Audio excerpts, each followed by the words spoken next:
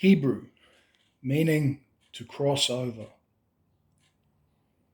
For generations, believers who have followed the Creator of heaven and earth have believed in a version of gospel which, while outlining the basics of salvation, does not inform the new believer that they are Israelites. This is largely through the scribal errors. But actually, at baptism as new believers, we are given access into an Israelite culture to cross over into the promised land of Messiah. The term Hebrew, meaning to cross or traverse. We see many making claims of ancestral genealogical superiority, but these are wrong. We are only Israelites when we accept Messiah, being changed at baptism. The true diversity and inclusion of the risen Messiah, making us born again. We do not see color, we do not see race, we do not see genealogy. All are equal in Messiah. The biblical Israelites of Scripture, becoming a mixed multitude of believers, all colors, all tongues, and all needing to cross over into the body of Messiah as spiritual and physical Israel, to keep our Creator's Sabbath day, His feasts and festivals. Belief in Messiah alone denotes you as an Israelite. The term Hebrew, traversing and crossing over into the promised land, the body and the bodily temple of Messiah. And this means we are born again. So therefore, none of us should ever follow racist genealogies or doctrines of racism. The truth is, there are now literally billions of people in the West and other countries who descended from the 12 tribes of Israel. Israel is not just a land in the Middle East. Israel is a people, a mixed multitude people, spread throughout all of the earth. Many, not most, not yet having returned to the Holy Land.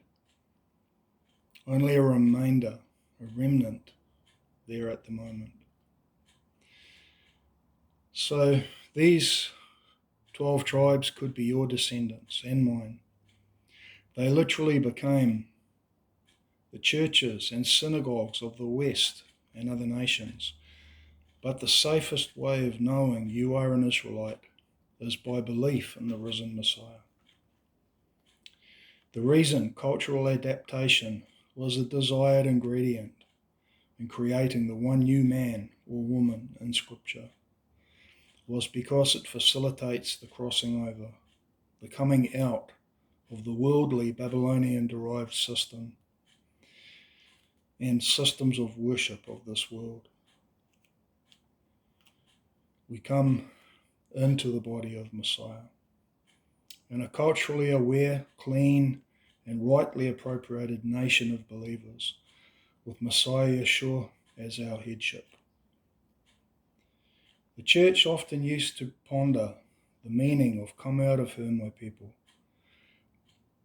But let's look closely at this request from Messiah. Come out of her. This denotes a woman.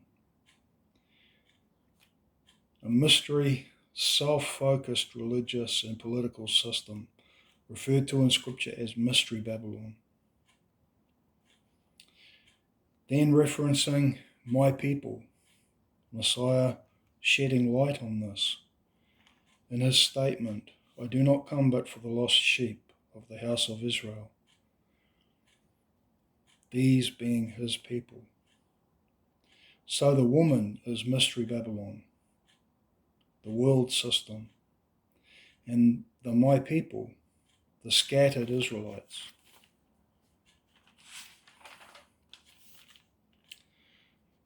So then this is explained 100% from Scripture. We are told to depart this system, this Babylonian worldly system of political and religious worship.